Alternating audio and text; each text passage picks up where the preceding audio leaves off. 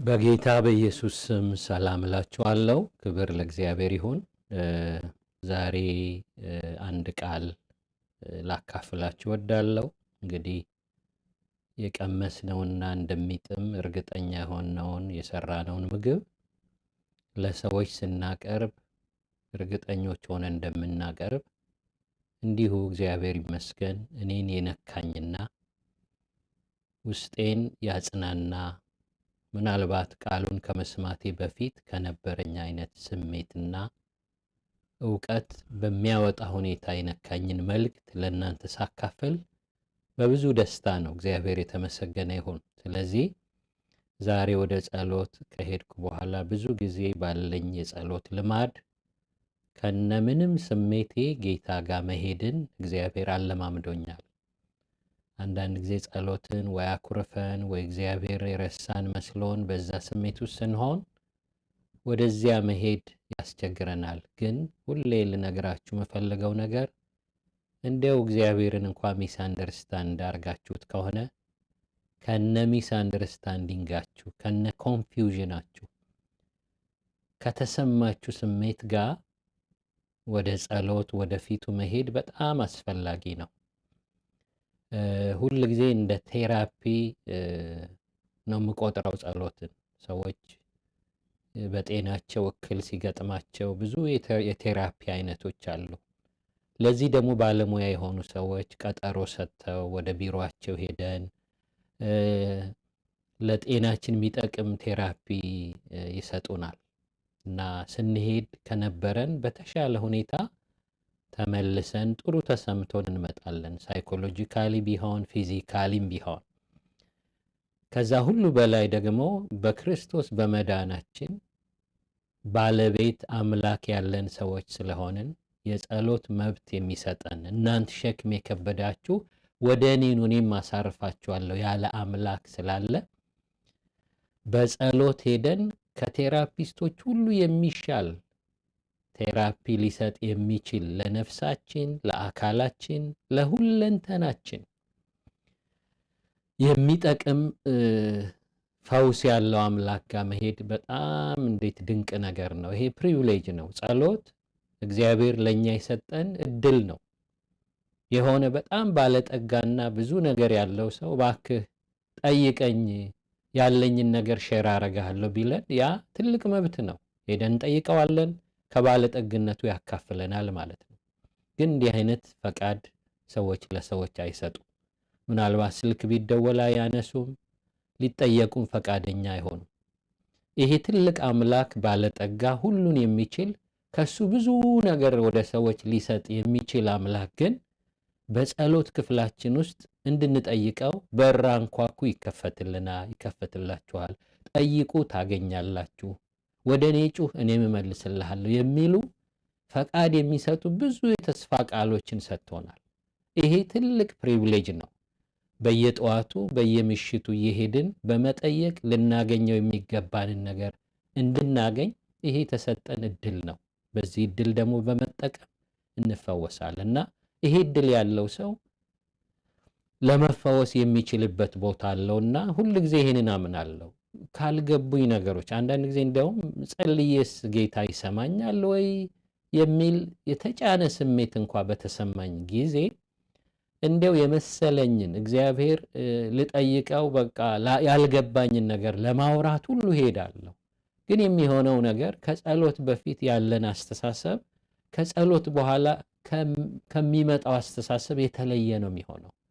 በሐዘን ሄደን በመጽናናት እንመለሳለን። በኮንፊውዥን ሄደን ባልጠሩ አስተሳሰቦች ሄደን የጠራ መገለጥ ዕውቀት አግኝተን እንመለሳለን። ክብር ለእግዚአብሔር ይሁን። ስለዚህ በዚህ ልማዴ በፊቱ እሄዳለሁ እና ጸሎት ለእግዚአብሔር የማረገው ውለታ ብቻ ሳይሆን ሄጄ የምፈወስበት ነው። ሄጄ አስተሳሰቤን የማስተካከልበት የከበረ ቦታ ነው እና እንደሚገባ ባልጠቀምበትም የተሰጠንን ያህል ባልጠቀምበትም ግን ብዙ ጊዜ የፈውሴ ምክንያት ሆነዋል።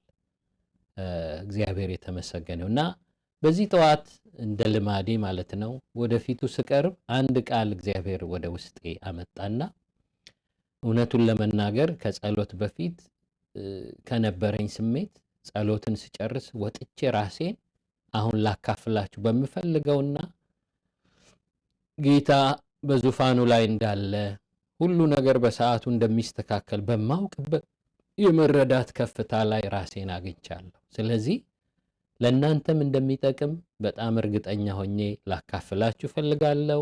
መልእክቴ የሚገኝበት ወይም እግዚአብሔር እኔን ያጽናናበት መልእክት ያለው በዘጸአት ምዕራፍ 14 ሁላችሁም የምታውቁት የሰበካችሁት ሲሰበክም ደጋግማችሁ የሰማችሁት መልእክት ነው። ግብፃውያን እስራኤል ከግብፅ ወጥተው በጣም በሚያስገርሙ ማዳን ትልቅ መንግስት ድል ተነስቶ የማይታይ አምላክ ክብሩን አሳይቶ የፈርዖንን ጣዖታት ሁሉ ከንቱነታቸውን አሳይቶ የኪዳኑን ሕዝብ ይዞ ከወጣ በኋላ በዛ መገረምና ኤክሳይትመንት ውስጥ ባሉበት ጊዜ ነው እንደገና ያ የተሸነፈው ቶሎ ውጡ ብሎ ሽልማት ሁሉ ሰጥቶ የላካቸው የግብፅ ሰራዊት ፈርዖንና ሹማምንቶቹ እንደገና ሊዋጉት የመጡት። በዛ ሁኔታ ውስጥ እንደገና ሻቅበው ተመልሰው ሲያዩ ያድሮ የሚያውቁት ፒራሚድ ያሰራቸው የገረፋቸው አባቶቻቸውን ያሰቃየ ያ የሚያውቁት ሰራዊት ሲመጣዩ በጣም ተጨነቁ።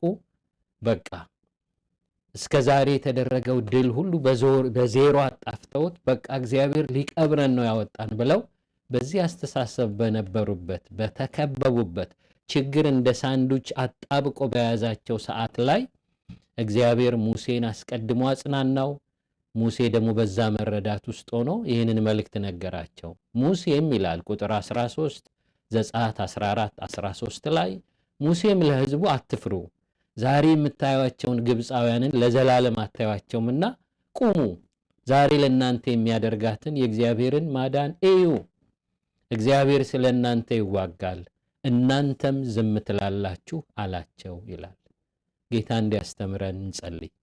የተወደድክ የተፈራህ አምላክ እግዚአብሔር ሆይ ደጋግመኛን ስለምታጽናናበት የከበረ ቃል ትልቅነትህን፣ ጌትነትህን፣ ባህሪህን ስለምናጠናበት ስለዚህ ውድ ቃል ስምህን እንባርካለን። አሁንም ጌታ ሆይ እኔን ባጽናናህበት ማጽናናት ቃልህን በመግለጥ ይሄ ቃል በሚያስፈልጋቸው ሲቹዌሽን ላሉ ሰዎች ሁሉ እንድትናገር አቤቱ ዋሽቶ ትልቅ የመሰላቸው ነገ የሚነቀል የሚወገድ ነገር ለዘላለም እንደሚኖር ሆኖ ለሚያስጨንቃቸው ሰዎች አቤቱ አንተ እንጂ ትልቅ ችግራቸው ትልቅ አለመሆኑን በድርጊትና በማዳን እንድታሳያቸው ለእስራኤል በዚያ ባህር ዳር ላይ የተደረገው ማጽናናትና መገለጥ አሁንም በልዩ መልኩ ወደኛ እንዲመጣ ለምናለሁ። እኔን ባሪያህን ተጠቅመህ ሰዎችን ታጽናናብኝ ዘንድ ሁለንተናዬ፣ ምላስ፣ አንደበቴ፣ ሰውነቴ ሁሉ ላንተ በዚህ ስፍራ የተቀደሰ ይሁን። እኔን ባሪያህን ተጠቅመህ ተናገር። እኔ እንድናገር ስታግዝ ሰዎች ለማድመጥ ትዕግስት እንዲኖራቸው ለሚፈውሳቸው ቃል ጊዜ ለመስጠት እንዲችሉ ጥቅሙን አውቀው በፊት በቃል ፊት እንዲቀመጡ ለዚህ ቃል ጊዜ እንዲሰጡ እንድትቀሰቅሳቸው ሲሰሙ ደግሞ በተለየ መገለጥ በተለየ ማስተዋል እንዲረዱት እለምንሃለሁ። እኔን ባሪያህን እርዳኝ።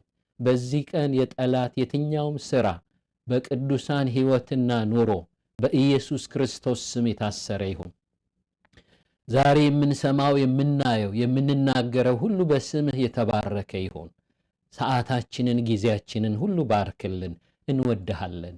ክብር ሁሉ ለስምህ ይሁን በኢየሱስ ክርስቶስ ስም አሜን። ክብር ለእግዚአብሔር ይሁን። በዚህ ባነበብነው ክፍል በዘጸአት ምዕራፍ 14 ቁጥር 13 ላይ እግዚአብሔር ሰዎችን ያጽናናበት በሙሴ በኩል የተናገረበት ቃል ነው። ሙሴ እንደዚህ አላቸው ይላል፣ ለሕዝቡ ሁሉ አትፍሩ፣ ዛሬ በዳዊት ከተማ ዛሬ የሚል ነገር ሳስብ ደጋግሜ የሰበኩት ቃል ነው ወደ ውስጥ የሚመጣው። የሉቃስ ወንጌል ምዕራፍ 2 ሙሴም ለሕዝቡ አትፍሩ፣ ዛሬ የምታዩአቸውን ግብፃውያንን ለዘላለም አታዩአቸውምና ይላል። ዛሬ ለእናንተ የማደርጋትን የእግዚአብሔርን ማዳን እዩ። እግዚአብሔር ስለ እናንተ ይዋጋል፣ እናንተም ዝም ትላላችሁ አላቸው ይላል። ክብር ለእግዚአብሔር ይሁን። ይሄ ጊዜ በጣም ችግር እንደ ሳንዱች ያጣበቃቸው ጊዜ ነው። ቀና ብለው ሲያዩ ያመለጡት አለቀልን፣ ደግመን አናየውም ያሉት ፈርዖን የሚመካበት የተመረጠ ሁለተኛ የሚባል በጣም ኃይለኛ ሰራዊት ነው።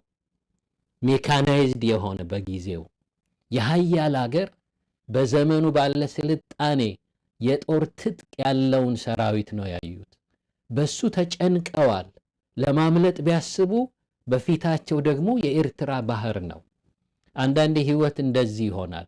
አንዱን ወታችሁ ሳትጨርሱ ሌላው ይጨመርባችኋል። በዛ ጊዜ ህይወት ትግል ነው የሚሆንባችሁ። ጠላትም እናንተን ሲያጠቃ የሆነ ነገር ነካ አርጎ አይተዋችሁም። በኢዮብ ዘመን ትዝ ይላችሁ ከሆነ እያንዳንዱ ያደረገውን ነገር የሚነግሩ ወሬኞች ሲመጡ ይሄ ብቻ አይደለም የሆነብህ፣ ይሄም ተጨምሮብሃል እያሉ ያንገጫግጩት ነበር። ልክ አንዳንድ ሰው ሊገለው የፈለገውን ጠላት እንዳያመልጠው ሲፈልግ በአንድ ጥይት በማለም እንዳያመልጠው 30ውን ያርከፈክፍበታል። አንዳንዴ ጠላት በችግር ሩምታ ህይወታችንን ቃውጢ ሊያደርግ ይችላል። ነገር ግን ከዚያ ሁሉ ሊያድን የሚችል አምላክ በዙፋኑ ላይ እንዳለ እኔ ምስክር ሆኜ ልነግራችሁ ፈልጋለሁ። መጽሐፍ ቅዱስ እንደሚለን የጻድቃን መከራቸው ብዙ ነው ይላል። ወይ ብዙ ነው ብላችሁ እንዳትጨነቁ ደግሞ ከዚያ ሁሉ ያድናቸዋል ይላል። ስለዚህ በዜሮ ሲያጣፋው ነው። መከራቸው ብዙ ነው። እውነት ነው። ሁሉ ጊዜ ህይወት ትግል ነው። በሚለወጥ በሚሸነፍ ሲሞከር በሚከለከል የህይወት ትግል ውስጥ ነው የምናልፈው። የምስራቹ ግን ምንድነው? የሚመጣውን ሁሉ አሸንፎ ከበዛ ችግር የሚያድን አምላክ በህይወት እንድንኖር ያደርገናል። ክብር ለእግዚአብሔር ይሁን። በዚህ ስፍራ ወገኖቼ እስራኤላውያን ተጨንቀዋል። የኪዳን ህዝብ ኮንፊውዝ ሆኗል። እንዲያውም ምን ብለዋሉ ይላል? በቃ እግዚአብሔር በግብፅ መቃብር ስለሌለ እዚህ ሊቀብረን በማስ ሊጨርሰን ነው የወጣው ብለው አስበዋል። የሆነ ዘመን ላይ ኤክሳይት ያደረጋቸው የእግዚአብሔር ትልቅነት እዚህ ጋር እንደተለወጠ አሰቡ። ብዙ ጊዜ ወገኖቼ የእግዚአብሔርን ማንነት ስናስብ መጽሐፍ ቅዱስ በሳሙኤል ዘመን እስራኤልን ሰብስቦ የሆነ መታሰቢያ ሐውልት ተከለና አቤኔዘር አለው ይላል። እስከ ዛሬ ድረስ ረድቶናል፣ ወደፊትም ይረዳናል ነው። እግዚአብሔር እንደሱ ሊባል የሚያስችል የማይለወጥ ፍቅር፣ የማይደክም ጉልበት ያለው አምላክ ስለሆነ ሁሉ ጊዜ አቤኔዘር ሊያሰኝ የሚችል ብቃት ያለው አምላክ ነው ያለን። ክብር ለእግዚአብሔር ይሁን። እናትን፣ ሚስትን፣ ባልን፣ ልጅን፣ አክስት፣ አጎትን አቤኔዘር ሊያሰኙን አይችሉም። እስከ ዛሬ ወዳኛለች፣ ወደፊትም ትወደኛለች። በጣም በጣም ከሌላው በተሻለ ሁኔታ እድል ሊኖር ይችላል እንጂ እናትንም እያሰቡ አቤኔዘር ማለት አይቻልም። አክስት አጎትን ዛሬ የሚወደን የኛ መብላት አለመጠጣት የሚያሳስበው ሰው በጣም ከንሰርን ያለው ሰውም ቢሆን እሱንም እያሰበን አቤኔዘር ማለት አንችልም። ሰሞኑን የእግዚአብሔርን ቃል ሳነብ በአንደኛ ሳሙኤል ምዕራፍ 23 ላይ ዳዊት በቂላ የነበሩ ሰዎችን በፍልስጤማውያን በተወረሩ ጊዜ እግዚአብሔር መልእክት ሰጥተውና ሂድና አድናቸዋል። ከዛ አዳናቸው። እነሱ ያሉበት አካባቢ በጣም ዝግ የሆነና ምናልባት በግንብ የታጠረ ሊሆን ይችላል። አሸንፎ ድል እንዲነሱ አርጓቸው በዚያ ቆይቶ እያለ እግዚአብሔር መልእክት ላከና ከዚህ ውጣ አለው እና ዳዊት ጸለየ። ሳኦል እንደሚመጣበት አስቦ ጸለየ እና ከጸለየው አንድ ነገር ምን አለ? ጌታ ሆይ ሳኦል ወደኔ ይመጣል ወይ? ይዋጋኛል ወይ? አልፌ ለሱ ሰጣለው ወይ? ይህንን አንድ ጥያቄ ጠየቀ። ሁለተኛ ደግሞ ትናንት ድል የነሳሁላቸው ከሚሞቱበት ጦርነት አስጥዬ በህይወት ያኖርኳቸው ሰዎች የቂላ ሰዎችስ አሳልፈው ይሰጡኛል ወይ ሲለው በጣም በሚያስደነግጥ ሁኔታ ሳኦልም መጥቶ ያሸንፈሃል፣ የቂላም ትናንት ድል ነስተ በህይወት እንዲኖሩ ውለታ የዋልክላቸውም ሰዎች ለዚህ ለሳኦል አሳልፈው ይሰጡሃል አለው። እንዴት እንደደነገጥኩ ልነግራቸው አልችልም። ዋት እነዚህ ውለታ የተደረገላቸው ሰዎች ለጠላት አሳልፈው ይሰጡኛል? አዎ ይሰጡሃል። ወገኖች ይህንን በሰማ ጊዜ በማንም መታመኑን ትቶ በዛች በተከበበች ኮርነር በተደረገባት ከተማ ቆይቶ በሳኦል እጅ እንዳይወድቅ የጌታን ድምፅ ሰምቶ ወዳጆቹንም ውለታ የዋለላቸውንም የውለታ ምላሽ ይመልሱልኛል ብሎ ተስፋ ሳያደርግ ተመልሶ ወጥቶ መሄድ ቻለ። ይህንን ቃል ሳነብ መፈተሽ ጀመርኩ። ከእግዚአብሔር ይልቅ እከሌ ያለልኝ የምለው ለጊዜው የምመካበትን ነገር ፈተሽኩ። ይሄ ነገር ካለ አክስት፣ አጎቴ፣ እናቴ፣ ወዳጄ አለልኝ መቼም አይረሳኝም የሚል መመካት በእግዚአብሔር መመካትን ስለሚተካ አዘናግቶ ድምፅ ሰምተን ልንወስደው የምንችለውን አክሽን ሊያበላብሽብን ይችላል እና በቂላ ያሉ ሰዎች አሳልፈው እንደሚሰጡት ገና አልተከናወነም እና ዳዊት ለቆ ከተማውን ሄደ። ሳኦልም ይህንን በሰማ ጊዜ በሱ ላይ ዘምቶ መግደልን ከመውጣት ቀረ ይላል እና አዎ በምድረ በዳ ላይ ሙሴ እስራኤል እግዚአብሔር እንደሚለወጥ ኢሞሽናል ሆኖ የሆነ ዘመን ላይ ከፈርዖን አውጥቶ የሆነ ጊዜ እንደደከመ እነሱን መውደዱ እንደተቀየረ አስበዋል። ነገር ግን እግዚአብሔር እንደዚህ አይነት አምላክ አይደለም። በዘላለም ፍቅር ወድጄሻለሁ አስተማማኝ በሆነ ሰዎችን በሚወዱበት አይነት ፍቅር ሳይሆን አጋፔ በሚል ቃል ሊገለጥ ብቻ የሚችል ከራስ ብቻ በሚፈልቅ ተወዳጁ በሚያዋጣው ነገር ላይ ያልተመሰረተ አዋጭ የሆነ ፍቅር ነው ያለው። ሰዎች ፍቅርን በአራት አይነት መንገድ ይገልጡታል። እንግሊዝኛው፣ አማርኛው ፍቅርን ፍቅር ነው የሚለው፣ እንግሊዝኛው ላብን ነው የሚገልጸው። ምንም የተለየ የምንወደውን የምንወድበትን አይነት የፍቅር አይነት ከፋፍሎ ሊያሳይ የሚችል ግልጽ ቋንቋ አይደለም። ወደ ግሪክ ሲሄዱ ግን አራት አይነት ቋንቋ የግሪክ ቃላቶችን ተጠቅመው ሰው ኢሞሽን ሴክሹዋሊ ሰዎችን ሲወድ ወይም እናት ልጇን ስትወድ በወንድማማች መዋደድ ያለን ፍቅር ሰው ከሆነ ሰው ጋር የሚያገኘውን ጥቅም አስቦ ሲወድ እነዚህንና ምንም ተስፋ ሳይደረግ በወዳጁ ከሚወደው ሰው ውስጥ በሚወጣ ፍቅርና ዝንባሌ የሚሰጥን የፍቅር አይነት ጭፍልቅ አድርጎ ነው አማርኛችንና እንግሊዝኛችን ሌሎች ቋንቋዎች መግለጥ የሚችሉት። በግሪክ ግን ፊሊያ፣ ስቶርጌ፣ አጋፔ፣ ኤሮስ በሚባል የፍቅር አይነት የቃላት መግለጫ ይናገራሉ እና አንድ ቃል በጣም ልቤን ይነካኛል። በወንድማማች መዋደድ ላይ ፍቅርን ጨምሩ የሚል ቃል አየሁና ምንም ሚኒንግ አልሰጠኝም በአማርኛው። ምክንያቱም በፍቅር ላይ ፍቅር ጨምሩ እንዴት ነው የሚለው? መዋደድም ፍቅር ነው፣ የሚጨመረውን ፍቅር ነው። በኋላ ግን ክፍሉን ሄጄ በትክክል ሳጠናው በሌላ ቋንቋ በፊሊያ በወንድማማች መዋደድ ወይም በእንካ በእንካ መዋደድ ወይም ዝምድና በሚሰጠው አይነት ፍቅር መዋደድ ላይ አጋፔ ላብን ጨምሩ ነው የሚለው። አያችሁ፣ ሁሉ የፍቅር አይነት በአጋፔ ላብ ካልታሰረ ዋስትና አይሰጥም። ለምሳሌ ማራኪ የሆነችን እጮኛችን የነበረችውን ሚስት ስናደርጋት ከዚያ አብረን ረጅም ጊዜ ስንቆይ የሰውነት ቅርጽ የማረከ ነገር ሲለወጥ መቆሚያ የሆነው አትራክት ያረገን ፍቅር ሲቀየር እሱ አይነት የመውደጃ ፍቅር አይነት ካለ ለመውደድ ምክንያት የሆነው ነገር ሲፈርስ ፍቅሩም አብሮ ይፈርሳል ማለት ነው።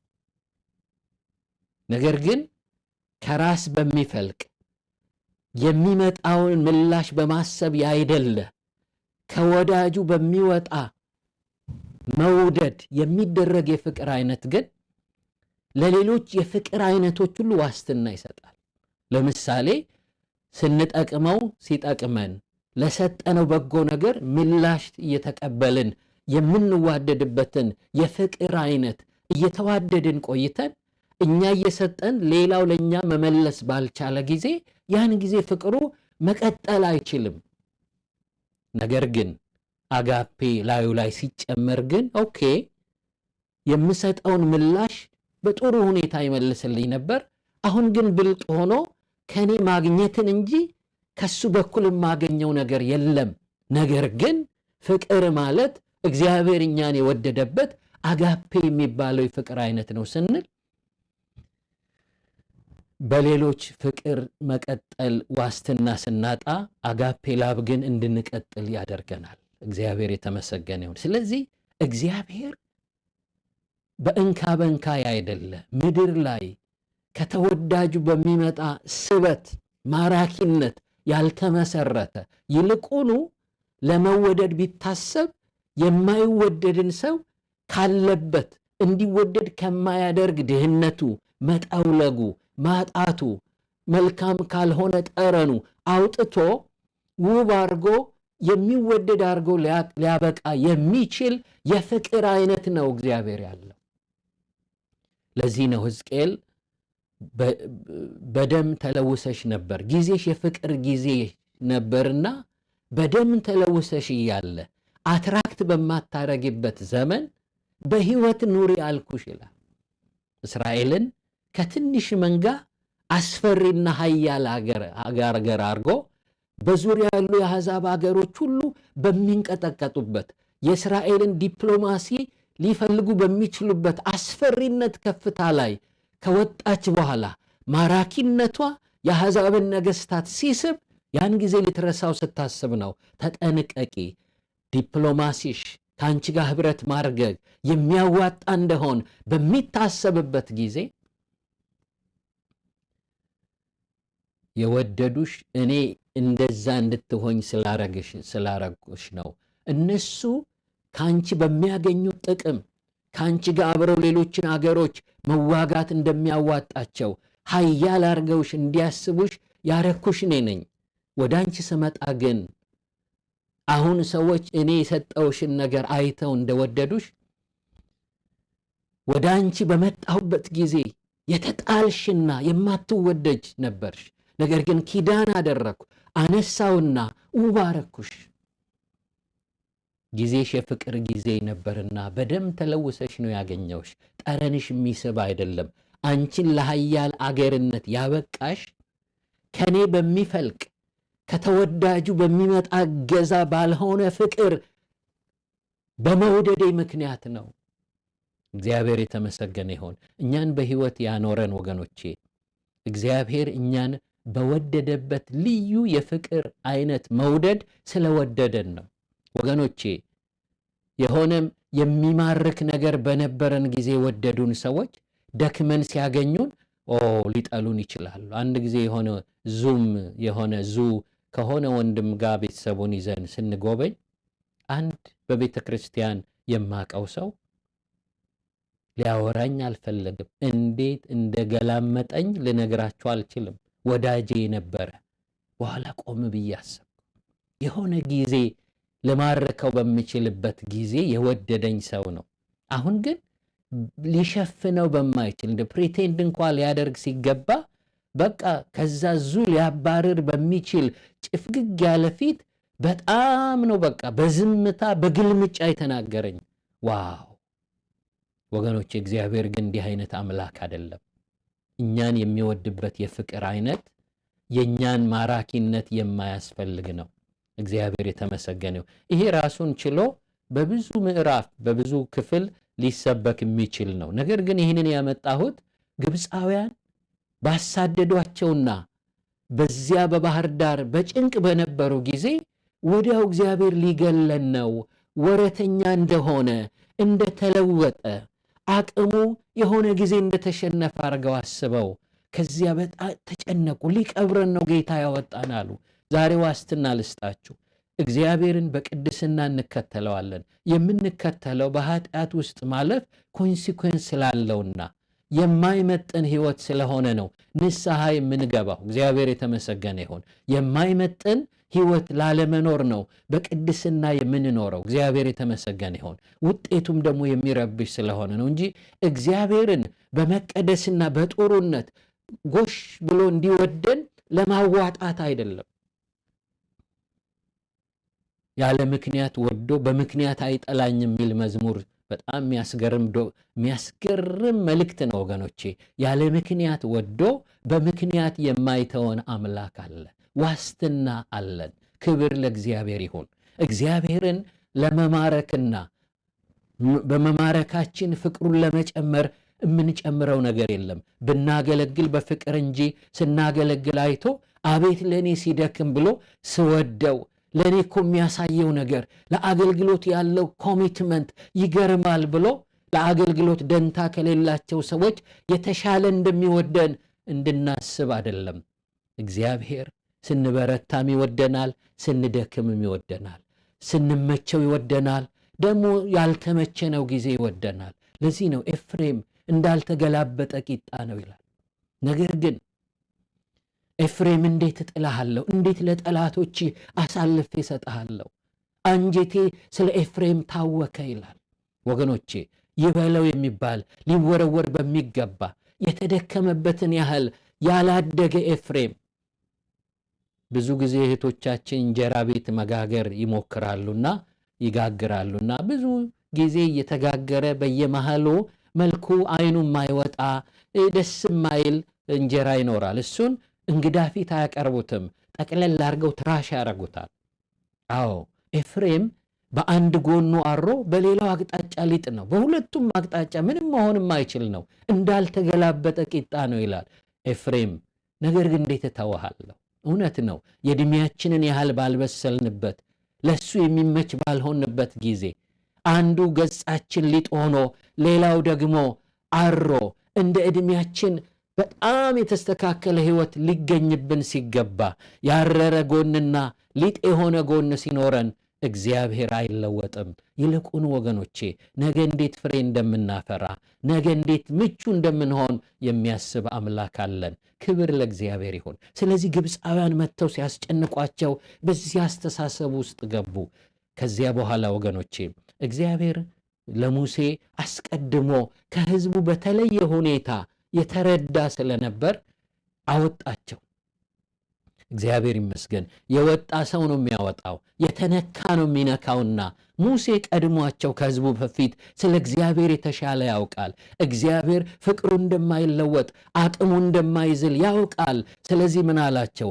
ለህዝቡ ምን አላቸው? አትፍሩ፣ ዛሬ የምታዩአቸውን ግብፃውያን ለዘላለም አታዩአቸውምና ቁሙ፣ ዛሬ ለእናንተ የሚያደርጋትን የእግዚአብሔርን ማዳን እዩ። እግዚአብሔር ስለ እናንተ ይዋጋል፣ እናንተም ዝም ትላላችሁ አላቸው ይላል። ክብር ለእግዚአብሔር ይሁን። አስደናቂ ነገር ነው። ባዶ ይዞ የሌለው እግዚአብሔር፣ ውጤት የሚያሳይ አምላክ፣ ሕያው እግዚአብሔር ለዘላለም የተባረከ ይሁን። ቁልፍ ነገር ነው የነገራቸው። ዛሬ የምታዩአቸውን ግብፃውያንን ይላል። አንዳንድ ጊዜ ሰዎች በምንሰበክበት ጊዜ ተሰብከን ስንመለስ ሰላም ብሎን በቦታው ያለ ችግር ይኖራል። ዛሬ ሕያው የሆነ ዛሬ ድምፁን የሚያሰማን ዛሬ ገናና ነኝ የሚል ዛሬ የሚተራመስ ልክ ግብፃውያን ሰረገላው ሲንቀሳቀስ የብረቱን መንኮሻኮሽ ይሰማሉ። ጀነራሎችን በሩቅ ያያሉ። የወታደሩ አሰላለፍ፣ አስፈሪነቱ፣ የዘመቻው አይነት በዚያ ቀን ሕያው ነበር። ነገር ግን ወገኖቼ ያ ሁሉ እንቅስቃሴ ግን ጸጥ ሊል ቀን ተቀጥሮለታል። ዛሬ እየተጨነቅን ያለነው ነገር ያለነው ወገኖቼ ሊነቀል ቀጠሮ በተሰጠበት ችግር ነው ተከበን ያለነው። ዛሬ ጠዋት ጸልይ ወደ ልቤ ሲመጣ ይህንን ሁሉ ፓኬጅ ነው እግዚአብሔር ለእኔ ተናገረኝ። ዛሬ የምታዩአቸው ዛሬ አብሯችሁ ያለ ማጣት፣ ዛሬ አብሯችሁ ያለ የህመም ጥዝጣዜ፣ ፊውቸራችሁን ያጨለመ የምትድኑ እስከማይመስል ድረስ በብዙ የህይወት ውጥረት ውስጥ ልትኖሩ ትችላላችሁ። ሙሴ ይህንን ሲናገር ይቀልዳል እንዴ? አታያቸውም እንዴ? አትፍሩ ይላል እንዴ እንዳይሉት፣ አዎ ዛሬ አለ፣ ዛሬ እየተንቀሳቀሰ ነው፣ ዛሬ እየፎከረ ነው፣ ዛሬ ትልቁ እሱ ነው፣ መጥቶ ደርሶ የሚያንቅ ነው ይመስለው። ነገር ግን በእግዚአብሔር ፕላን ግብፃውያን ከቀረቡ በኋላ እነሱን በባህር አዝቅቶ ክብር እንዲያገኝ እስራኤል እየተገረመ እንዲሻገር ማን ትልቅ ማን ትንሽ ማን ኃያል ማን ደካማ እንደሆነ ለማሳየት ይሄንን የፈጠረው ታሪክ ነው። እንደ ጥሩ ደራሲ እንደ ጥሩ ፕሮዲውሰር እንደ ጥሩ የፊልም ዳይሬክተር ሁሉን ሸፍኖ ታሪክ የሚሰራ አምላክ እግዚአብሔር የተመሰገነ ይሁን። ልብ አንጠልጣይ በሆነ ሁኔታ ስታሩን አሳልፎ ፊልሙን እንደሚያሳምር የፊልም ደራሲ እግዚአብሔር የተመሰገነ ይሁን። የህይወታችን እንቅስቃሴ እንደ ፊልም ደርሶ ልብ አንጠልጣይ ነገር ውስጥ ቢያሳልፈንም ልክ ጎበዝ ደራሲ በሚሞት በሚያስመስል ያለቀለት በሚያስመስል ሁኔታ የፊልሙን ስታር ቢያሳልፈውም ነገሮች ሁሉ አውቀው ዘኤንድ ከመባሉ ከፊልሙ ማብቂያ በፊት ባለድል አድርጎ የሚጨርሰው የፊልሙን ስታር የተደረገውን ሰው ነው። ወገኖቼ እግዚአብሔር የተመሰገነ ይሁን። አንዳንድ ጊዜ እግዚአብሔር በታሪክ ሕያው የሆነ አበበች እንዳየለች በቀለ እንደ ኤርምያስ የማይባል እውነተኛ የሆነ ፊልም ይሰራል በሕይወታችን። ሐና እንደ ሐና ሳትሆን ራሷ ሐና ነች። ታሪኳ የተፈለሰፈ አይደለም። ታሪኩ ሕያው ነው። እውነተኛ የፊልም ደራሲ እግዚአብሔር ነው። በትክክለኛ ነገር ውስጥ እየኖረ የሚሰራ የፊልም አክተር የሚፈጥር እውነተኛ ታሪክ የሚመስል ታሪክ ሳይሆን በዚያ ውስጥ ነገሩ እውነት፣ አክተሩ እውነተኛ፣ ታሪኩ እውነተኛ በሆነ ሁኔታ ፊልም እየደረሰ ለሚቀጥለው ትውልድ ትምህርት የሚተው አምላክ የታሪካችሁ ስታሮች እናንተ ስለሆናችሁ አይዟችሁ። የሕይወታችሁ ውጣ ውረድ ስታሩን አይገለውም። ለዚህ ነው ዮሴፍን ስታዩት ወደ ጉድጓድ ወረደ። ራእይ እንደሌለው 2 ጊዜ ጥርት ያለ መልእክት እንዳልተመለከተ የወንድሞቹ ነዶ ሲሰግዱ የሱ ነዶች ቆማ ለሱ ነዶ ሲሰገድ እንዳላየ ከዋክብት ጨረቃ ሁሉ ለሱ ሲሰግዱ ሳሙኤል ሄዶ ገዢ የሚሆንበት ፖዚሽን ላይ እንደሚቀመጥ የጠራ ህልም እንዳላየ ህልሙን በሚያስረሳ እኔም ብሎ ባለ ራእይ እኔም ብሎ ባለ ህልም ብሎ የህልሙን ተቃራኒ ህይወት ውስጥ የገባውን ዮሴፍን ወገኖቼ በዚያ ልብ አንጠልጣይ ታሪክ ውስጥ አልፎ ግን ከጉድጓድ ወጥቶ የግብፅ ጠቅላይ ሚኒስተር ሆኖ ተርፎ የሚያተርፍ ለተራቡ ወንድሞቹ መጋቢ በሚሆኑበት ፖዚሽን ላይ ሆነ። ወገኖቼ እግዚአብሔር ይመስገን። የዮሴፍ ታሪክ የፊልሙ ስታር ዮሴፍ ስለነበር እንደሚሞት በሚመስል ውጣ ውረድ ሊገዛ እያለ በ20 ብር ተሽጧል። ሊያድን እያለ እሱ በረሃብ ጉድጓድ ውስጥ ተጥሏል። ነገር ግን ወገኖቼ ልብ በሚያንጠለጥል እንኳን ባለ ራእይ እንደሆነ ሊያስብ እግዚአብሔር እንደተወው እርግጠኛ በሚያስመስል ነገር በአሕዛብ አገር ሰዎች በ20 ብር ተሽጦ ወደ ግብፅ ወረደ። በዚያ የገጠመውን ታውቃላችሁ። ያልሰራውን ኃጢአት እንደተደረገ በወህኒ ሲወረወር፣ ፍትህ አፈር ሲጣል፣ ለእግዚአብሔር በጽድቅ እየኖረ እንደ ኃጢአተኛ በወህኒ ሲጣል፣ በዚያ ተዘግቶበት በጨለማው ሲሆን ማን ዮሴፍን ህልመኛ ብሎ ሊያስብ ይችላል? እኔም ብሎ ህልመኛ፣ እኔም ብሎ ባለ ራእይ አላላችሁም ወገኖቼ? እኔም ብሎ አገልጋይ። አንድ ወደ ጌታ ሄደ ሰው በጣም በህይወት ውጣ ውረዱ ሲያልፍ እኔም ብሎ ፓስታ ነኝ እንጂ ብሎ የተናገረውን ሰምቻለሁ። የምቃጠል የምሰቃይ እውነት ነው ወገኖቼ። እኔም ብሎ ወንጌላዊ፣ እኔም ብሎ አገልጋይ፣ እኔም ብሎ ፓስተር፣ እኔም ብሎ ዘማሪ የሚያስብል የህይወት ውጣ ውረድ ውስጥ አልፋችሁ ሊሆን ይችላል። ነገር ግን ደስ ይበላችሁ። አንዳንዴ ህልማችን ብንረሳ የህልማችን ፍጻሜ መጥቶ ራሱ ያነቃናል። ወንድሞቹ መጥተው በዮሴፍ ቤት ሲገለጡ የረሳውን ህልም አስታወሱት። እግዚአብሔር የተመሰገነ ይሁን። ለካም የህይወታችን ታሪክ በእኛ የተሰራውን የፊልሙን ስታር እግዚአብሔር አይገለው። አልዓዛር መቃብር ውስጥ ቢሆን በሱ ሰዎች የእግዚአብሔርን አዳኝነት የሞተ ሕያው የሚሆንበትን ሳምፕል የሚያሳይ ታሪክ ለመስራት ወዳጁን ወደ መቃብር የሚያወር ታሪክ ሲፈጥር የዛ ቤት የፊልም ታሪክ ስታሩ አልዓዛር ነበር። ነገር ግን ለ4 ቀን ተቀበረ። በ4ኛው ቀን ፊልሙን የሚያጣፍጥበት ታሪክ ውስጥ ሊያሳልፋችሁ ይችላል እንጂ በፊልሙ ውስጥ እናንተ አትሞቱም። በእናንተ የህይወት ታሪክ ውስጥ ዙሪያችሁ ያለ ሰው እናንተን አይቶ እንዲማር።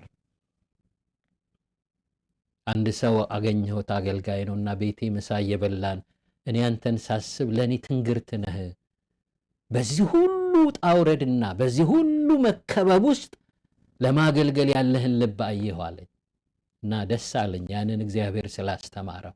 በዙሪያችን ያሉ ሰዎች በእኛ የህይወት እንቅስቃሴ ላይቭ በሆነ የህይወት ፊልማችን ውስጥ የእግዚአብሔርን ጌትነት ታላቅነት እንዲማሩ በዚያ ውስጥ አልፈናል።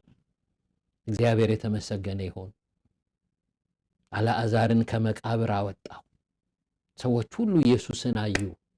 እሱ ወክ ባደረገ ቁጥር ሰዎች ስለ ትንሣኤ ያስባሉ። እሱ በተነሳበት መነሳት ውስጥ ነው። ማርታ ለጠየቀችው ጥያቄ እኔ ትንሣኤና ሕይወት ነኝ፣ የሚያምንብኝ ቢሞት እንኳ ቢቀበር ተቀብሮ በላዩ ላይ ሲሚንቶ ቢለሰንበት አንድ ቀን መለከት ሲነፋ ተመልሼ ስመጣ የማይሞት ሆኖ ይነሳል፣ ቢሞት እንኳ ይነሳል። ክብር ለእግዚአብሔር ይሁን። ዛሬ ሕይወታችሁ ዝብርቅርቅ ሊል ይችላል። እነዚህ ሰዎች ተጨንቀዋል። ዛሬ የምታዩአቸውን ግብፃውያን ዛሬ በእይታቸው ውስጥ ነው። ዛሬ የሚሰማው ድምፅ የግብፃውያን የተመረጠ ሰራዊት ነው። ወገኖቼ እውነት ነው፣ ዛሬ የሚሰማችሁ ጥዝጣዜ አለ። እውነት ነው፣ ኪሳችሁ ባዶ ነው። እውነት ነው፣ ዛሬ መኖሪያ አጥታችሁ ሊሆን ይችላል። ዛሬ በብዙ መዘባረቅ ከስራ ተባራችሁ ሊሆን ይችላል። በሚዳሰስ በሚያወራ ሲንቀሳቀስ በሚታይ ችግር ተከባችሁ ሊሆን ይችላል። ደስ የሚለው ነገር ወገኖቼ ወደ ኋላ ስንመለከት ሲታዩን የነበሩ ነገሮች ከኛ እይታ ጠፍተው በሕያውነት ዛሬ ላይ የደረስነው እነሱ ከኛ እይታ ተወግደው ነው እንጂ እኛ ከነሱ እይታ ብንወገድ ኖሮ ዛሬ በአዲስ ቀን እየሰበኩ እየተናገርኩ ልታገኙኝ አትችሉም። እናንተም ይህንን መልእክት ለመስማት በዚህ አዲስ ቀን ሕያው መሆን አትችሉም። ወደ ኋላ ስንሄድ ፊት ለፊት የነበረ ነገር ወደ ኋላ ተጥሎ እኛ ተጉዘን ዛሬ ላይ ደርሰን ነው የተገናኘ ነው። በማለዳ የትናንት ጸሎቴ ላይ እግዚአብሔር በዚህ ነገር ማስተዋል ሰጠኝና በጥልቀት ማመስገን ጀመርኩ። ለካም ዛሬ ላይ የደረስኩት የትናንቱ የጠላት ፕላን ስለከሸፈ ነው። የተላኩ መላእክት አሳይመንታቸውን በትክክል ስለሰሩ ነው። ሃሌሉያ ወገኖቼ፣ ትናንት የሚያስቀሩን የሕይወቴ ማብቂያ ዛሬ ነው ያልንባቸው ቀናቶች ብዙ አልነበሩም ወይ? ለካም ዛሬ ላይ የተገኘነው የትናንት የጠላት ፕላን ከሽፎ ነው። የእግዚአብሔር ፈቃድ አሸንፎ ነው። በሕይወት እንዳንኖር የወጣ ትእዛዝ ተሽሮ በሕይወት እንድንኖር የሚያዘው የእግዚአብሔር ትእዛዝ በርትቶ ነው በሕይወት የተገኘ ነው። ወንድማችን ሚኪ አንድ ቀን በኒው ይር ምሽት ላይ በዘመን መለወጫ ምሽት ላይ አንድ ስብከት ሰበከና እስከ ዛሬ አልረሳውም። ጳውሎስ ሲያስተምር ወድቆ የሞተውን ሰው አይተው ሰዎች ጫጫታ ውስጥ ገቡ። ያ የነበረው ኮንፈረንስ ሁሉ ወደ ለቅሶ ተቀየረ። ጳውሎስ ግን እንደዚህ አላቸው፣ አትንጫጩ፣ ነፍሱ አለችበት። ሃሌሉያ፣ እግዚአብሔር ይባረክ። በሕይወት ባንኖር ተስፋ የለንም። የተነገሩ ቃሎች ሁሉ ውጤታቸው አይታይም። ነገር ግን በሕይወት ያለ ሰው ግን ተስፋ አለው ተአምራት ለማየት። አትንጫጩ፣ ሕይወት ነፍሱ አለችበት። ለሚቀጥለው የመነሳት ተአምራት የዛ ሰው ነፍስ አለመቋረጥ አስፈላጊ ነው። እንኳን ኖርክ ወንድሜ፣ እንኳን ኖርሽ ዛሬ። ክብር ለእግዚአብሔር ይሁን። ዛሬ በዚህ አይነት ሐዘንና ስሜት ውስጥ አንዳንድ ጊዜ እንዲያውም ሱሳይድን እስክናስብ በገዛ እጃችን ራሳችንን ለመቅጠፍ እስክናስብ አንድ ሰው 1 ወር መደብኩ አለ። በቃ በጣም ተጨንቋል፣ በጣም ታሟል፣ ፔንፉል በሆነ ነገር ውስጥ ነው የሚያልፈው። ቀን ቀጠርኩ አለ። በቃ እግዚአብሔር እስከዚህ ድረስ ካልፈወሰኝ መኖር ስለማልችል በራሴ ላይ እርምጃ ወስዳለሁ አልኩ አለ። ወገኖቼ የኃጢአተኞች መውጫ ነው ሱሳይድ። የቅዱሳን መውጫ ግን እግዚአብሔር ነው። እግዚአብሔር ይረዳናል። ወገኖቼ ማንም ሰው በዚህ ፈተና ሊፈተን ይችላል። ነገር ግን ቆዩ ለእግዚአብሔር ማዳን፣ ቆዩ ለእግዚአብሔር ተአምራት፣ ቆዩ ነገ ለሚገለጠው ክብር። ዛሬ የምታዩአቸው ግብፃውያን እሱን ዲናይ ማድረግ አንችልም ወገኖቼ። እየሰበኳችሁ ያለ ሊስት የምታደርጓቸው ችግሮች ዛሬ ያወራሉ፣ ዛሬ እየተንቀሳቀሱ ነው፣ ዛሬ አካባቢውን ሸፍነውታል። ግን ደስ ይበላችሁ፣ እነዚህ ሊነቀሉ ከእይታ ሊወገዱ ቀጠሮ የተሰጣቸው ችግሮች ናቸውና በዚህ እግዚአብሔርን አክብሩ። ሃሌሉያ! ክብር ለእግዚአብሔር ይሁን። ቀን የተቀጠረለት ኤርምያስን ለአገልግሎት ሲልከው ምን አለ? ይዋጉሃል፣ ነገር ግን አድንህ ዘንድ እኔ ካንተ ጋር ነኝ፣ ስለዚህ ድል አይነሱህም አለው። በምዕራፉ በኤርምያስ ትንቢት መጀመሪያ ላይ የተነገረ ቃል ነው። ቀጥሎ ብዙ ከ50 በላይ የሆኑ ምዕራፎች ውጣ ውረዶችን የሚያሳልፍ በመልእክቱ የሚጋፈጣቸው ሲሰማ ገደል ውስጥ የሚጥሉት በብዙ የህይወት ውጣ ውረድ ውስጥ የሚያልፍበትን የሚቀጥለውን መንገድ ድል በሚነሳና ውጤቱን ቀድሞ በነገረ መልእክት ነው የላከው። እግዚአብሔር ይመስገን። ውጤቱ ቀድሞ በተነገረ ድሉ የኛ በሆነ ጦርነት ውስጥ ነው የምናልፈው። ደስ የሚለው ወገኖቼ መልሱን ነግሮናል። ይዋጉሃል። ተከበብን ማለት ተሸነፍን ማለት አይደለም። ዛሬ ገና ጦርነት ወደ ህይወታችን ሲመጣ እግዚአብሔር ቢጥለኝ ነው እኔ ትክክለኛ ሰው ኖርማል ነው ወገኖቼ። እንዲያውም ደስ ይበላችሁ። ህይወት ትግል የሚሆንባችሁ ሰይጣን ረብሻችሁት ነው። የህይወት ትግል የሚበዛበት ሰው ለሰይጣን ራስ ምታት የሆነ ሰው ነው። ሁሉ ጊዜ እንደ ጥሩ እግር ኳስ ተጫዋችና በሱ አክቲቪቲ ሙሉ ቲሙን አሸናፊ አድርጎ ደጋግሞ ባለዋንጫ የሚያደርግ ኮከብ ተጫዋች ካለ ወገኖቼ የሚኮረኩም ሰው ይመደብበታል። ፕላን ተደርጎ እግሩ ተሰብሮ ከጨዋታ እንዲወጣ ብዙ ይሞከርበታል። ብዙ የሚወድቀው ከዚያ እየወደቀ እንደገና ወጌሻ መጥቶ እየጠገነው በመከራ 90ውን ደቂቃ በትግል የሚጫወት ሰው ወገኖቼ ግብ የሚያገባ ኮከብ ግባግቢ የቲሙ ድምቀት የሆነ ሰው ነው። አንዳንድ ጊዜ የህይወት ትግል ሲበዛብን ምናልባት በእግዚአብሔር መንግሥት ወንጌል በትክክል በእኛ ሄዶ ይሆናል። ሰይጣን አጋንንት ከሰው አስወጥተን ይሆናል። ሆምለስ ያደረግናቸው አጋንንቶች አሉ። ከሰው ውስጥ መንፈስ በወጣ ጊዜ ወደ ምድረ በዳ ይሄዳል። ስንቱን መንፈስ ከልጅነት ጀምሮ በቤታችን ውስጥ እንደ ወንዝ ነበር ሰዎች የሚመላለሱ። ይመጣሉ፣ አጋንንት ይወጣል፣ እናዘዋለን። መጽሐፍ እንደሚል ወደ ምድረ በዳ ይላካል። በእናንተ ሆምለስ የተደረጉ በእናንተ የተረበሹ በእናንተ መልእክት ሰዎች ከሰይጣን ተነጥቀዋል። አገልግሎት ማለት ወገኖቼ ሰይጣንን ሰዎችን ከሰይጣን እየቀማን ለእግዚአብሔር የማድረግ ስለሆነ ህይወት ቀላል እንዲሆን አታስቡ። ይሄ ከገባኝ በኋላ ነው በህይወት ትግል ውስጥ አኩርፌ መልእክት እንዳላቆም እግዚአብሔር የሚያነቃቃኝ። ክብር ለእግዚአብሔር ይሁን። ህይወት ትግል ሲሆንባችሁ ትሬት ሆናችሁበት አንዳንድ ጊዜ ማይዋጋቸው እንዲያውም አበል ሊሰጣቸው የሚችል ፓስተሮች ይኖራሉ። ከሱ ጋር ፊት የሚያደርግ የቤቱን እንቅስቃሴ የሚያደክሙ ፍቅርን የሚያጠፉ አድመኞች በእግዚአብሔር ቤት መንፈስ ቅዱስ በትክክል እንዳይንቀሳቀስ ወገባቸውን ታጥቀው በባህሪያቸው የሚያገለግሉ ምናልባት ለነሱ እገዛ አበል ሁሉ ሊሰጣቸው ይችላል። ግን የእናንተ ህይወት ትግል ውስጥ ሆኖ ቢሆን ኢትስ ኦኬ። ሰሞኑን አንድ የታወቀ ጠንቋይ ወደ ጌታ እንዴት እንደመጣ ሲናገር ወንድሜ የፓስተር አልዓዛርን ካሴት ሰጥቶኝ ነው ያለውን መልእክት ብዙ ሰዎች ወደ እኔ ላካችሁት፣ ሰማሁት። ከዚያ ተመልሶ ከጠንቋይነት ጠንቋዮቹን ወደ ጌታ የሚያመጣ በየስፍራው በተደራጀ ሁኔታ ሰዎችን አስተባብሮ የሰይጣንን መንግስት የሚያነቃንቅ ንግግር የሚችል ለወንጌል ሸክም ያለው ለወንጌል ሊሞት እንኳ የማይመለስ አይነት ሰው ነው። አዎ እንደነዚህ አይነት ሰዎችን ነው እየቀማን ለክርስቶስ እንዲቀደሱ ያገለገልናቸው። ብዙ ያልመሰከሩ ጥቂት የሰማኋቸው ግን ያልሰማኋቸው መልእክት ሰምተው ያመለጡ ብዙ ሰዎች አሉ ወገኖቼ። ልጆቹን ከሱ ቀምተን ለእግዚአብሔር የሰጠንበት ሰይጣን ህይወትን ትግል ቢያደርግብን ኢትስ ኦኬ። እንኳን ንቆ አልተወን። ከኛ በላይ ሰይጣን አማኝ ነው። እኛ ራሳችን ስብርብር አድርገን ወደፊት ህይወት እንደማይቀጥል እርግጠኞች ሆነን ሰይጣን ግን እርግጠኛ ሆኖ ይሄ ምኑን ዋጋዋለሁ ብሎ አይተዋችሁም። የእግዚአብሔር ጸጋ መጥቶ ኃይለኛ አድርጎ በሱ ራስ ላይ ነገ እንደሚያቆማችሁ ያምናል ሰይጣን። ስለዚህ የህይወት ትግል በእናንተ የተጀመረው አጀንዳ ያለማለቁ ውጤት ነው።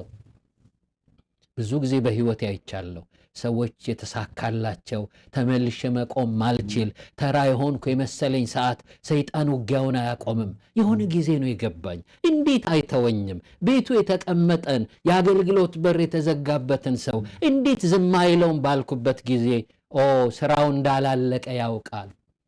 እንደኔ አላዋቂ አይደለም፣ እንደኔ ተስፋ ይዞ ተተውኩ እንደሚል አይደለም። ሰይጣን አጥንቶ የሥራ ልምድ አለው። በቃ አለቀላቸው ያላቸው እንደገና በእግዚአብሔር ጸጋ ተነስተው አግሬሲቭ ሆነው ሲሰባብሩት ስለሚያውቅ በዚህ ዕውቀት ነው የሚዋጋቸው።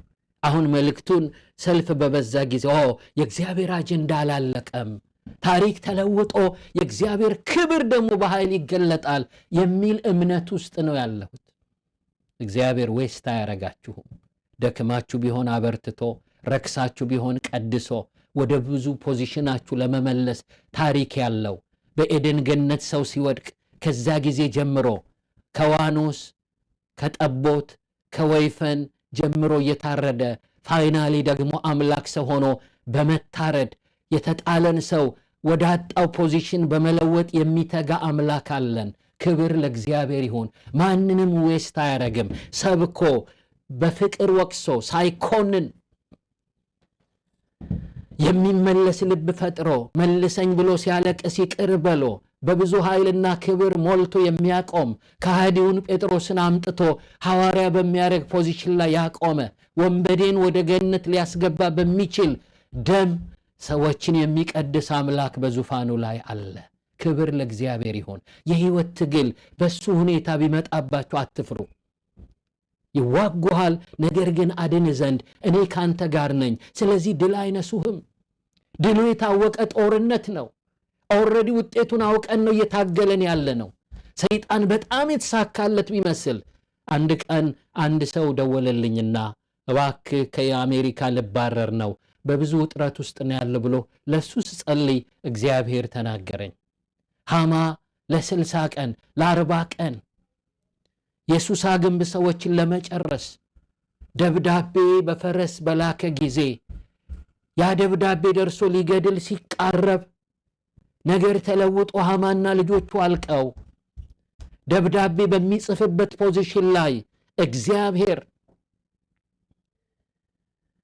መርዶክዮስን አስቀምጦ ታሪክ በተለወጠ ጊዜ አስቴር ለንጉሱ ልታወራ ስትሄድ በእርግጥ ሌት ሆኜ ነው የመጣሁት፣ ያ ጠንቀኛ ሰው ከነ ልጆቹ ቢያልቅም ሳይሞት የላከው ደብዳቤ ግን ከጉዞ ከጀመረ ወር ከ10 ቀን ሆኖታል። ንጉሱ እንደዚህ አላት፣ የሃማ ደብዳቤ ምንም ቢርቅ የንጉስ ፈጣን ፈረሶች አሉ፣ ኤክስፕረስ ወይ ድሮም ጀምሮ ንጉስ ሐሳቡን የሚያደርስባቸው የሰለጠኑ ፈረሶች አሉ። በእነሱ ደብዳቤው ይልካል። ገዳይን ደብዳቤ የሚገለብጥ ሌላ ደብዳቤ በንጉሱ የፈጣን ፈረሶች ተላኩና ታሪክ ተለውጦ አይሁድ በጠላቶቻቸው ላይ እንዲሰለጥኑ ነገሩ ተገለበጠ ይላል። ወገኖች ይህንን ቃል ሰጠሁት። ብዙ ምዕራፍ የሄደ የመሰለ ነገር አልቆ የምትባረር ቢመስልህም እነዚህ ደብዳቤዎች በሌላ የማዳን ደብዳቤ ይለወጣሉ። ወገኖቼ ከብዙ ጊዜ በኋላ ስለሱ የምታውቅ እህት ነገረችኝ። ታሪክ ተለውጦ አሁን ግሪን ካርድ አግኝቶ ምናልባት አሁን ሲቲዝንሺፕ መብት አግኝቶ እየኖራለ። ብዙ ምዕራፍ የሄድክ የሚመስል ጠላት ቀስ ብሎ በተነሳ የእግዚአብሔር ማዳን ትገለበጣለ። ምክር ይፈርሳል። ሃሌሉያ! ክብር ለእግዚአብሔር ይሁን። መቼም ይህንን መልእክት ሳነሳ ሰፊ ሰዓት ነው የሚወስደው። ጥቂት ተናገሬ ከቻልኩ ሌላ ጊዜ ቀጥለዋለሁ። መልእክቱ እንደዚህ ነው። ዛሬ የምታዩቸውን ግብፃውያንን ለዘላለም አታዩቸውም። ይህንን አንስቼ ነው። ድሉ የታወቀ የህይወት ጦርነት ነው ያለብን። ድሉ ግን የኛ ነው። ድሮ ኢትዮጵያ ውስጥ አንዳንድ ሌላ ሀገር የተደረጉ የእግር ኳስ ጨዋታዎችን የኢትዮጵያ ቴሌቪዥን ስፖንሰር አድርጎ ጨዋታው ካለቀ በሌላ ቅዳሜ ያመጣልናል። ያንን ጨዋታ በሳተላይት በሚተላለፉ ቲቪዎች አይተን ሊሆን ይችላል። በሬዲዮ የስፖርት ዜና ላይ ሰምተን ሊሆን ይችላል። ይሄ ቡድን 3-0 ይሄኛውን ቡድን አሸነፈው ይባላል። ግን ቅዳሜ ሁሉ ጊዜ ግን ይሄ እግር ኳስ ላይቭ ይተላለፋል። ተቀርጾ የቆየ ከተላለፈ የቆየ ድሉ ተከናውኖ ያለቀ ፊልም እናያለን እና ቁጭ ብለን እሱን ስንመለከት የጨዋታው ድምቀት ወገኖቼ የተሸነፈው ቡድን የተሸነፈበት አሸናነፍ ልብ አንጠልጣይ ነው። ብዙ ሙከራዎች ሪጎሪ ሞክረዋል። ብዙ በቃ ገባ የሚባሉ ግቦች ተሞክረዋል። መጨረሻ ግን አሸናፊው 3-0 አሸንፏል። አንዳንድ ጊዜ ጨዋታውን እያየን አጥቂው ሄዶ የተሸነፈው ቡድን ወደዚያ ተጠግቶ ያገባ ዘንድ ሲሞክር ብድግ እንላለን ከወንበራችን። ትዝ ሲለን ግን በዜና ሰምተናል። ይሄ ሁሉ ሙከራ የማይሳካ ሙከራ ነው። አሸናፊው ግን ድል እንደሚነሳ ዜና ሰምተናል። እንደሱ ነው ወገኖቼ። አንዳንድ ጊዜ ጠላት በሕይወታችን በሚያደርገው ትግል ልክ ይሄ ቡድን በጣም እርግጠኛ በሚያደርግ ሁኔታ በግብ ክልል ውስጥ በግብ አግድም ተጠግቶ የሚሄድ ሪጎሪዎች ተሞክረው እንደሆነ ልክ እንደዚህ ጠላት አሸነፈ የምንልባቸው አይነት ጨዋታዎች በሕይወታችን ተጫውተው ቢሆን ግን አሹር ላርጋችሁ የእኛ ጌታ ተዋጊ ስለሆነ አሸናፊዎች እኛ ነን። እግዚአብሔር የተባረከ ይሁን። እርሱ በሕይወታችን አለቃና ጌታ ነው። ዛሬ የምታዩቸውን ግብፃውያንን ለዘላለም አታዩቸው። ሃሌሉያ። ዛሬ የምታዩቸውን ሊነቀል ቀጠሮ የተደረገለት ይሄ ሰራዊት ሊወገድ ያውም በውርደት እሱ ወድቆ አምላክ ክብር እንዲያገኝ ዛሬም ከዘመናት በኋላ በዚህ መገለጥ ውስጥ እኔና እናንተ እንድንጽናና ለዚህ ለሰባኪዎች ስብከት ተጠቅሶ እንድንሰብክ ይሄ ሁሉ ታስቦ እግዚአብሔር ለመረገጥ ለመዋጥ ቀጠሮ የተሰጣቸውን የተመረጠውን የግብፅን ሰራዊት ላከ። ግን ሁኔታዎች ተለወጡና እነሱ ወደ ጭንቅ ገብተው እስራኤል ከበሮ አነሳ። እነሱን አውኮ እስራኤልን አዘመረ። ታሪኩ እንደሱ ነው ያለቀው። ወገኖቼ በፍጥነት ላቁመው። አንዳንድ ሰዎች ስብከት ድንገት ሲቆም ክራሽ ላንዲንግ ነው የዛሬው መልእክት ይላሉ። ቢሆንም ቶሎ ላቁም። በዚህ ሰዓት ብቻ ለማገልገል ያሰብኩ ስለሆነ ክብር ለእግዚአብሔር ይሁን። ዛሬ የምታዩቸውን ግብፃውያንን ለዘላለም አታዩቸውም። ቁሙ። ዛሬ ለእናንተ የሚያደርጋትን የእግዚአብሔርን ማዳን እዩ። ወገኖች ዛሬ ምን እየተሰማችሁ ነው? ዛሬ ማን ነው ድምፁን የሚያሰማችሁ? በእይታችሁ ውስጥ ያለ ምን አይነት አስፈሪ ነገር አለ? እግዚአብሔር የእሱን ድምፅ የሚያጠፋበት ጊዜ አለ። ከእይታችሁ ተወግዶ እግዚአብሔር ይባረክ። ከአንድ ወር በፊት በጣም ሲሪየስ ጸሎት ጸለይኩ። ከአንድ ወንድም ጋር ድሬ ወክ እያረኩ እግዚአብሔርን ሰው እንደሚያወራ ማውራት ልማድ አለኝና እባክህ እግዚአብሔር ሆይ ኮንሽስ ሆኜ የተመኘው አይደለም። ይሄ ቢግ የሆነ ቻሌንጅ ነው። ወዴት ነህ እግዚአብሔር ብዬ በጣም ሲሪየስሊ ነገርኩት። በጣም በሚያስገርም ሁኔታ ወገኖቼ ያ ጸሎት ተመለሰ እና በጣም ተደነቅኩ። እግዚአብሔር ምን ያህል ቅርብ እንደሆነ አየሁ። አዎ በዛ ጊዜ ወክ እያረኩ ሲሪየስሊ የጸለይኩት ያ ርዕስ ላይሆን ተወግዷል። ክብር ለእግዚአብሔር ይሁን። መለስ ብለን ካሰብን ሲንግል ሳለን የነበረን የጋብቻ ርዕስ አሁን ርዕሳችን አይደለም። ስለ ልጆች ጸለይ ነው፣ ስለ ፋይናንስ፣ ስለ ስራ። አንዳንድ ርዕሶች ርዕስ መሆን አላቆሙም። አሁንም አሹር ላርጋችሁ፣ አሁንም ትኩስ ሆኖ በጣም አንገብጋቢ ጾም ጸሎት የሚያሳውጅ ላይቭ ሕያው የሆነ ርዕስ ቢኖረን እንደ ልማዱ እንዳለፉት እንደተለወጡት እንደነዚያ ርዕሶች ይሄም ደግሞ ርዕስ መሆኑ ያቆማል። እግዚአብሔር የተመሰገነ ይሁን። ልማዱ ነው። ለዚህ እናንተ ምስክር ናችሁ። እግዚአብሔር የተባረከ ይሁን። የብዙ ዓመታት ኢሹዋችን ኢሹ አይደለም። አሁን የጸሎት ርዕሳችን አይደለም። ለሆነ ጫማ የጸለይንበት ጫማ ኢሹ የሆነበት አንድ ቲሸርት መልበስ ጭንቅ የሆነበት ጊዜ አለ። እሱን ሁሉ አልፈን ደግሞ ማች ስለምናረገው ልብስ ማሰብ አልጀመርንም። ስንት ነገር ወገኖቼ ርዕስ መሆኑ አቆመ። በአዳዲስ ርዕሶች ቢዚ ቢሆንም እነዚህም ሕያው ሆኑ። የዛሬ ርዕሶች ርዕስ መሆን አቁመው ሕያውነቱ ተወግዶ እኛ ሕያው ሆነን እንቀጥላለን። ይሄ ነው መልእክቱ ወገኖች። እባካችሁ ይህንን መልእክት ውሰዱትና አዋህዱት፣ ተጽናኑበት። ጌታ አለኝ በሉ። እኔ ተጽናንቻለሁ፣ ታድሼበታለሁ። የከበበኝና የሚያወራኝ ችግር ነገ ዝም እንደሚል ገብቶኛል። ነገ ከእይታዬ እንደሚወገድ ታሪክ እንደሚሆን እርግጠኛ አድርጎኛል። ክብር ለእግዚአብሔር ይሁን ወገኖች። ዛሬ የምታዩቸውን ግብፃውያንን ለዘላለም አታዩ። ያንዳንድ የጸሎት ርዕሶች ብዙ ሰዎች ተጨንቀው አብረን የጸለይናቸው ነገሮች አሁን ርዕስ መሆን ሲያቆሙ ተለውጠው አይተናል። በቤተ ክርስቲያን፣ በቤተሰብ፣ በግለሰብ በቃ ይሄ በጣም ሲሪየስ ሆኖ የጸለዩን ነገሮች ተመልሰው ተቀይረዋል። ዞር ብለን ብናይ ሳሎቻናችን ውስጥ የጸሎት መልስ ተቀምጠዋል። ሁሉ ነገር የጸሎት መልሳችን ነው። ቲቪያችን፣ መኪናችን፣ የለበስነው ልብስ። አንድ ጊዜ የጸለይኩኝ የጸሎት ርዕስ እየጻፍኩ ነው የማገለግለውና ከዛ ምንድነው ማረገው? አነባለው። የተመለሰውን ቲክ አረግና የምስጋና ርዕስ አረጋዋለሁ። ያልተመለሰውን ደግሞ ቆጥሬ ጸልያለሁ። እንደሱ ነው ማረገው እና በጣም በሚያስገርም ሁኔታ በአንዱ ቀን የጸሎት ርዕስ ማረሜ ላይ በጣም የሚገርም ነው። ያ ሲሪየስ ታይም ስለነበር ስለ ኮት ስለ ጫማ እንጸልያለን። አሁንም መጸለዩ መልካም ነው። በኋላ ማረም ሲጀምር ግን ኦልሬዲ እኔ ለብሼዋለሁ። ጃኬቱ ተለብሷል፣ ጫማውን አድርጌዋለሁ። ኦልሞስት የለበስኩት ልብስ የተጻፈ ርዕስ ስለነበር ለብሼው አገኘሁት። እግዚአብሔር ይባረክ። የጸሎት መልስን ተመግበነዋል። የጸሎት መልስን ነድተነዋል። የጸሎት መልስን አሸንፈንበታል። በጸሎት መልስ የቤታችን ዕቃዎች ሞልተዋል። እግዚአብሔር የተመሰገነ ይሁን። ክብር ለእግዚአብሔር ይሁን። ዛሬም እግዚአብሔር ይናገራችኋል።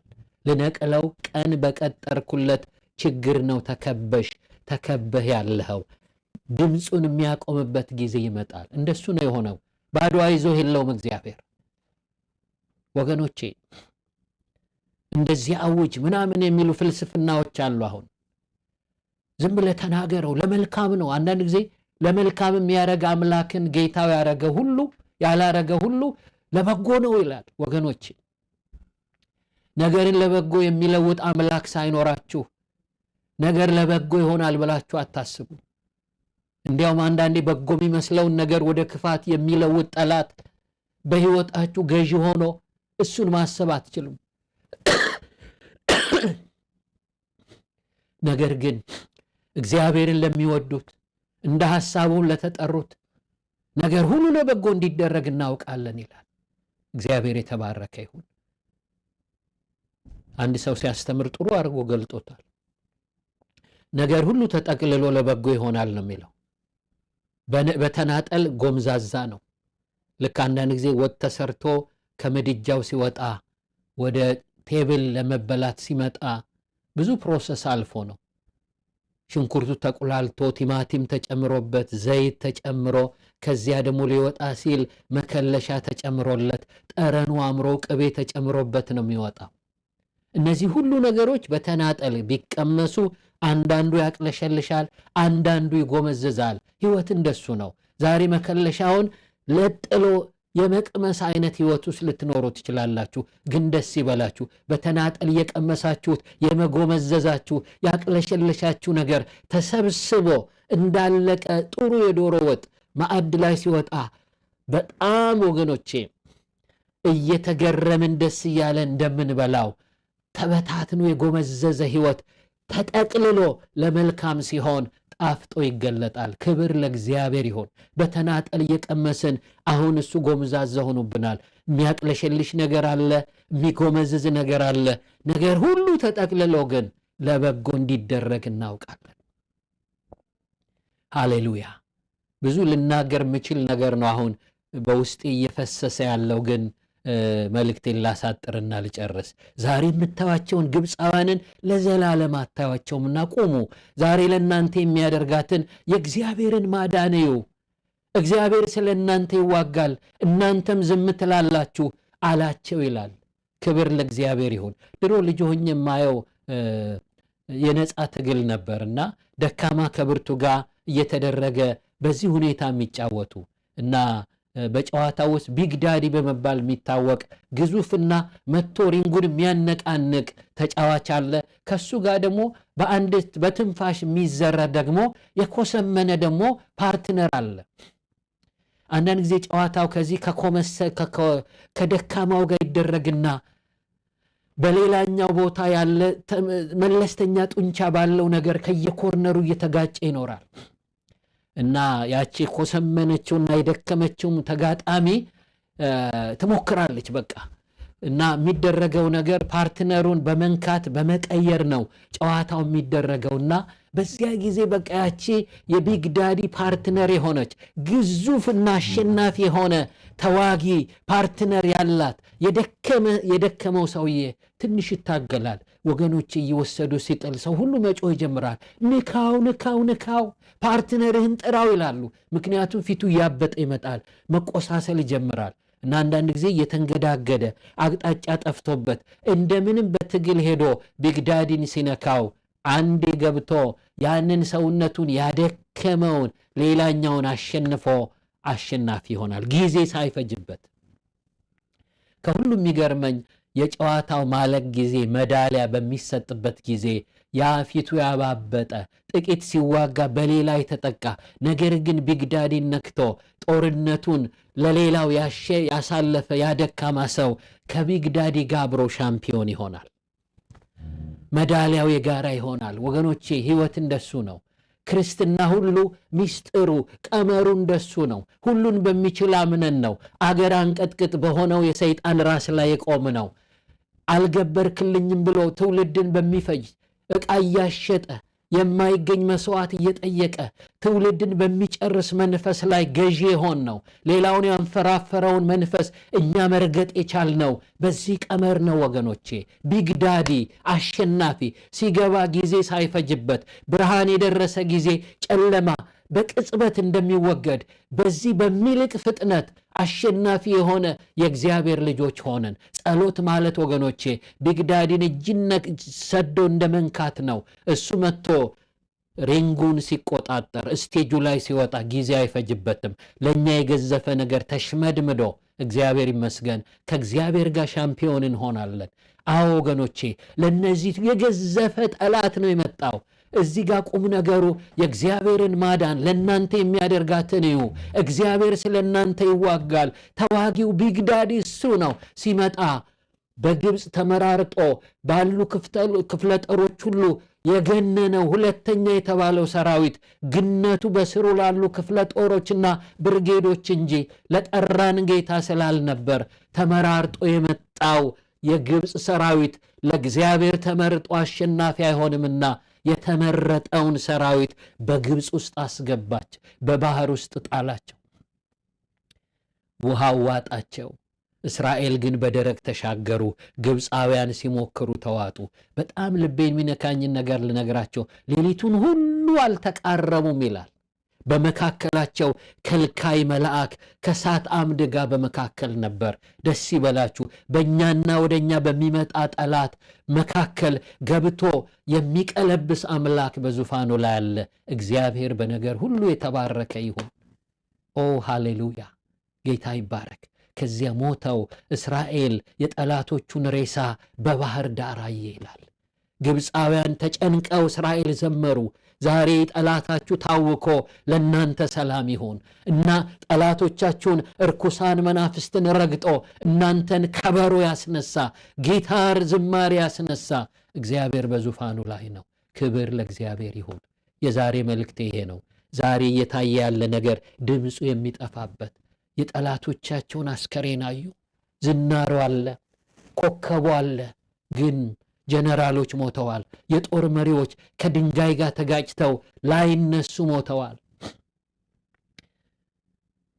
ሳዳም ሁሴን ጋዳፊ በሞተ ጊዜ አንድ ሰው ምን ብሎ ጻፈ? እስቲ ሲናገር የኖረው ጋዳፊ ዝም ብሎ እስቲ ሊየው ብሎ ሬሳ ወደ ተዘረጋበት ቦታ ሰዎች ሄደው ያያሉ። እንደ ድሮ ጋዳፊ አይናገርም፣ እንደ ድሮ አይፎክርም፣ ጸጥ ብሏል። ወገኖች አንዳንድ ጊዜ ሲናገር የኖረ ችግራችን አፉ የሚዘጋበት ጸጥ የሚልበት ዘመን፣ ከእይታችን የሚወገድበት ርዕስ የሆነበት ሁኔታ የሚቀየርበት ሁኔታ አለ። ወገኖች እግዚአብሔር ይመስገን ዛሬ የማያቸው ብዙ ቻሌንጅ ያደረጉኝ ለፍራስትሬሽን ምክንያት የሆኑ ነገሮች በህይወት ያሉ ግን አንድ ቀን ከእይታ ይወገዳሉ፣ ታሪክ ይሆናሉ። ለእናንተ መልእክቱ ይሄ ነው ወገኖች። በዚህ የመጽናናት ቃል ጸሎት ስጀምር ከነበረኝ ስሜት አውጥቶ ዛሬ ለእናንተ በምሰብክበት የመረዳት ከፍታ አወጣኝ። ዛሬ እየታየ ያለ ነገር ከእይታ ሊወገድ አምላካችሁ ቀጠሮ አለው። በራሱ ሰዓት የሚሰራ አምላክ ክብር አግኝቶ እናንተም የችግራችሁን ደካማነት የእግዚአብሔርን በችግራችሁ ላይ ኃያልነት ተምራችሁ ታሪክ ይለወጣል። ክብር ለእግዚአብሔር ይሁን። ዛሬ የምታዩቸውን ግብፃውያንን ለዘላለም አታዩምና ጽኑ፣ አትፍሩ። ወገኖቼ የተደረገው ነገር እሱ ነው። እግዚአብሔር የተመሰገነው። የዛሬ መልእክት ይሄ ነው። እግዚአብሔር ይባርካችሁ። እንጸልይና ጌታን አመስግነን እንጨርሳለን። መልእክቱ እንዳላለቀ ይሰማኛል። ከቻልኩኝ ሰሞኑን ልቀጥለው አስባለሁ። ሁላችንም በአንድነት እንጸልይ። የተወደድክ አምላክ ቅዱስ አባት እግዚአብሔር ሆይ ተመስገን ስለ ቃልህን ገለጥክልን። ገኖ የመሰለን አሸናፊ ነኝ ያለ የሸነገለን ነገር ሁሉ በዚህ ቃል መገለጥ ነገ ነቅለኸው ነገ አዋርደኸው የኛ መንገድ እንደሚቀጥል አስተማርከን። እንወዳሃለን፣ እናከብረሃለን። ወንድሜን እህቴን አጽናናልኝ። ቃልህ ይንካቸው። ፊውቸራቸው ብራይት ሆኖ በዚህ ቃል መነጽር ይታያቸው። አቤቱ የዋሻቸው ሸንጋይ ጠላት በዚህ መገለጥ ከንቱነቱን ይዩበት። እግዚአብሔር ሆይ እለምናሃለሁ። ከሰማኸው ቃል የተነሳ አትፍራ። ጠላትን በልጓም መልሰዋለሁ ብለህ እግዚአብሔር ሆይ በኪዳን ልጅ ላይ የፎከረውን ክፉ ንጉሥ ማንም አያስጥልህም ብሎ የዛተውን ዛቻ ሰምተህ ያጽናና የሕዝቅያስ አምላክ እግዚአብሔር ሆይ ዛሬም ቢሆን ሰምተን ከደነገጥንበት ነገር ይልቅ ነገሩን የምትቀለብስ አምላክ ኃያል እንደሆን ካውቀን እንድንረጋጋ እርዳን። ሁሉ እንደ ፈቃድህና እንደምትወደው ይሁን። ስለ ቃልህ ተመስገን። አስቀድሜ ስለ እኔ ስለ መጽናናት በዚህ ቃል ቀድመ በጸሎት ስፍራ እኔን ስለነካኸኝ አመሰግንሃለሁ። መጥቼ ደግሞ ሰዎች እንዲሰሙት በዚህ ሁኔታ እንድናገር ዕድል ስለሰጠኸኝ ተመስገን። ክብር ሁሉ ላንተ ይሁን። ክብር ላንተ ይሁን። በኢየሱስ ስም አሜን። ጌታ ይባርካችሁ። ይህንን መልእክት የሰማችሁ ሰዎች እንግዲህ የዩቲዩብ አካውንታችንን ሰብስክራይብ እናርግ፣ ለሰዎች ኢንቦክስ አድርገን እንላክላቸው። ይሄ መልእክት ብዙ ሰዎችን እናንተ ከማታውቁት ሰዎች በሚያውቁት ስሜት ውስጥ ካሉበት ነገር ያወጣቸዋልና መልእክቱን በመላክ አገልግሏቸው። እግዚአብሔር ይባርካችሁ። በሌላ ጊዜ ደግሞ እግዚአብሔር እንዲረዳኝ ጸልዩና መልእክትን አቀርብላችኋለሁ። ተባረኩ። ቴንኪው